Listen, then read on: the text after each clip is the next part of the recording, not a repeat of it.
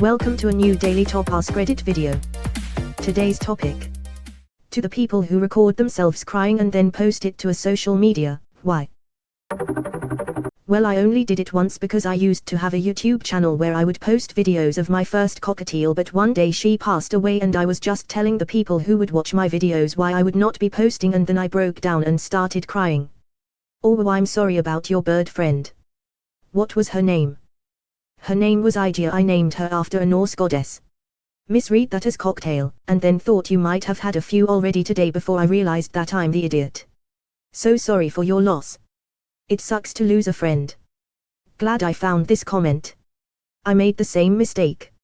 I'm just waiting for someone to answer that the question was actually towards. Not a doctor, but. We're not going to get anyone to directly answer it, just anecdotes. There's a girl from my old HS I still follow, and in recent years she's gone down a really weird my life is performance art path that revolves around politics and bodily functions. The best way I can describe it is, if the 2X sub has extremists, she is probably their poster child. And NGL, it's a blast to watch her life crumble. She doesn't work as far as I know, and instead paints and tries to be as edgy as possible on IG. Her account has been suspended a million times because she posts explicit videos of herself lactating in public, smearing period blood on her face, etc. because it's her mission to normalize being a 21st century woman, in her words. Yeah, so she posts videos of herself also crying with random captions like "when men stare at me" or "doctors don't care about cramps." She also posts videos of her armpit hair and brags about defying beauty standards by not showering.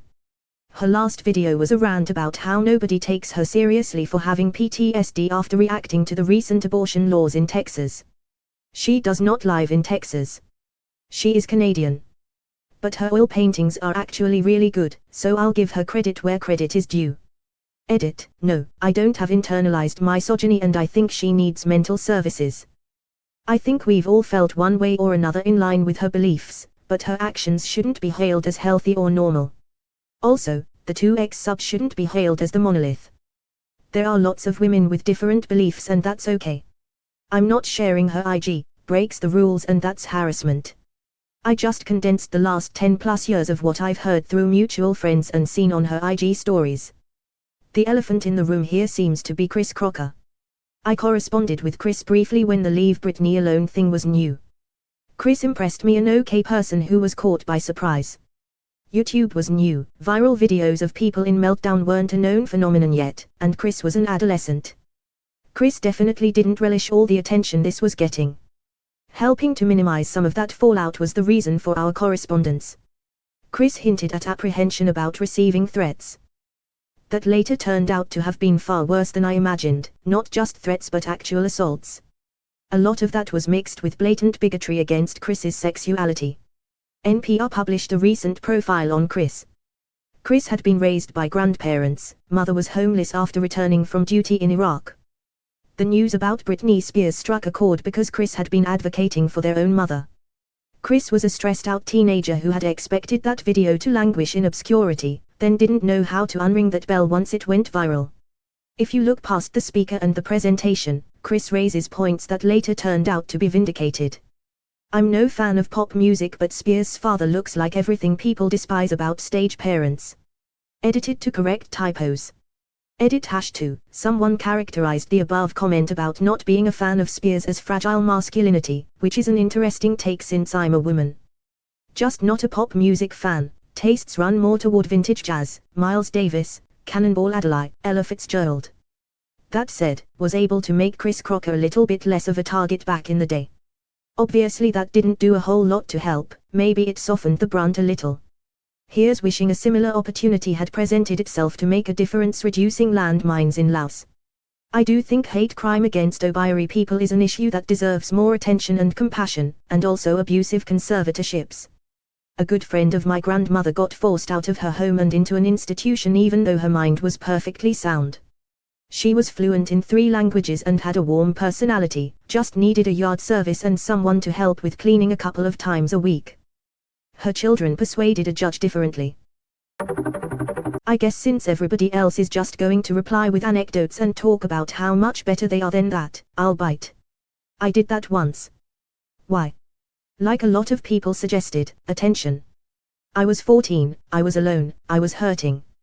I wanted someone to tell me I would be okay, and I wasn't getting that IRL. So I went online and recorded myself crying and trying to talk about what was upsetting me. I got a lot of assholes responding, because people seemed so excited to tear down a sad little girl. But I did get kind responses too, and when I felt better I thanked the people who were kind and deleted the video. Sometimes people just need a few nice words, and I don't think they're bad for that. r/mom forum mute is helpful for those moments. I am an active mom on that sub and I highly recommend it for anyone who needs a kind and safe loving connection. We are thrilled to give advice, encouragement, and praise. Come talk to us. We love you at your darkest moments just as much as we celebrate the triumphs. You guys. Thank you for the awards, you lovely, lovely people. If anyone needs some momming, you know where to find us. Seriously, people are doing it for attention, but that's the point. It's called a cry for help, not a quiet thought for help or something. When you replace the idea of attention seeking with connection seeking, everything makes a lot more sense. I personally don't do it, but a former friend explained to me why. Yes, it is an attention thing. But Aitli asked for her, it wasn't in a douchey kind of way. She didn't have the nicest upbringing and was shamed for trying to seek help from her family when it came to emotional hardships. It was a real toughen up kind of household, which made her wary about seeking out help. Instead, she let the help seek her out by drawing attention to her bad emotional state without actually having to tell somebody, hey, I feel horrible, I need someone to talk to and be there for me. It's actually really sad, and I hate to admit that this is part of the reason she is a former friend. While I felt for her, this behavior took the control away from me. I couldn't tell her that I feel bad myself and she's crossing a boundary by dumping her emotions on me, since she didn't specifically target me. Sometimes I feel bad for that, but in the end I gotta take care of myself, too. Edit, spelling. Hey, I feel horrible, I need someone to talk to and be there for me. I was well into adulthood before I realized that most people are part of families where that kind of scripted language is considered good and important. Communicating like that in my family would get you mocked and laughed at until you felt humiliated to the core. Children of narcissistic parents do not get taught how to use words to describe feelings because narcissists don't want to hear it. It was kind of the same in school, TBH, authoritarian adults don't like children voicing their emotional needs. But not teaching children how to ask for what they need doesn't mean they stop having needs. The result is they grow up into adults who only know how to communicate their feelings in the most basic way possible, physically through crying, shouting, blushing, laughing, hugging, etc.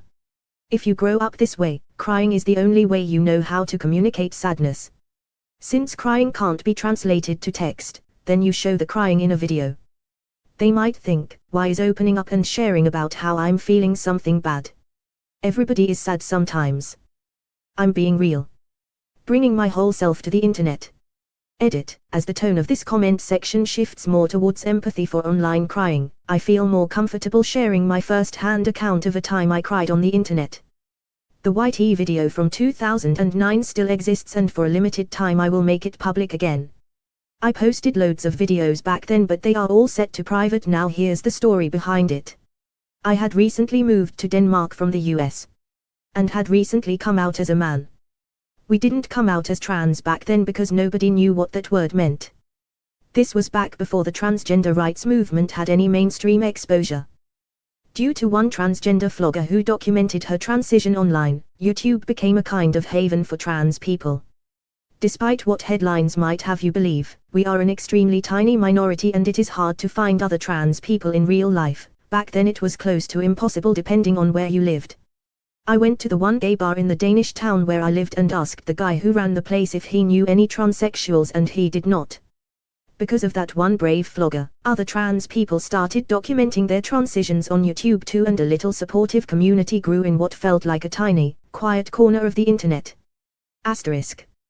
Part of documenting transition was also documenting the hate and rejection we went through. This was important for us to know that each of us were not alone in the pain of losing our friends and families. We weren't alone in experiencing the people who were closest to us telling us to go back in the closet and not transition. It also felt important to document transphobia to avoid gaslighting the way people feel a need to document police brutality. The cruelty was real. Our pain was real. I was terrified to come out to my family back in the States. Full-blown, suicide planned in detailed level terrified. Then I saw a YT video of a trans woman where she said she found the courage to come out because she realized that the fear of never getting to be herself was worse than the fear of coming out. I came out knowing that the ICC would still be there if I needed it. Coming out was every bit as hard as I thought it would be. My family was not accepting. Before calling my grandparents, I threw up. I was so nervous. The next day my grandma sent me an email telling me not to transition. The pain was so intense and I was so alone and so unable to handle it.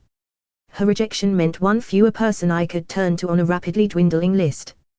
The video is of me crying with the text of my grandma's email overlaid. On a positive note, they all did eventually come around years later. Even my grandparents. But I value this video because it's documentation of something really hard that I went through, the vanishing of a support network. People who are annoyed with online criers think they should turn to their support network instead. This video is documentation of how someone's support network can disappear overnight. Thankfully, in my case, that was only temporary. But for several years my family left me to handle the difficulties of transitioning completely on my own. Side story, I became an activist and attended an OECD meeting in Warsaw on hate crimes on the internet. This was the kind of fancy meeting with tablecloths and name placards, where you wore an earpiece and a room of translators would help everyone communicate. I spoke out about how important YouTube was for my tiny minority group and how we didn't post videos there for the sake of being public. We did because we had no other ways of finding each other. We had to put up with the constant trolls and hate because we didn't have any other choice. An American woman approached me afterward. She asked to talk to me more about this. We had a long conversation and in it she introduced me to concepts like flagging and blocking and reporting, features YT did not have back then. She was from a very important agency and said they were in talks with YouTube and she wanted to know what I thought of this solution. She asked me if it would be helpful to people like me if we could flag or block hateful comments. I said, yes, please, we'd really appreciate a feature like that.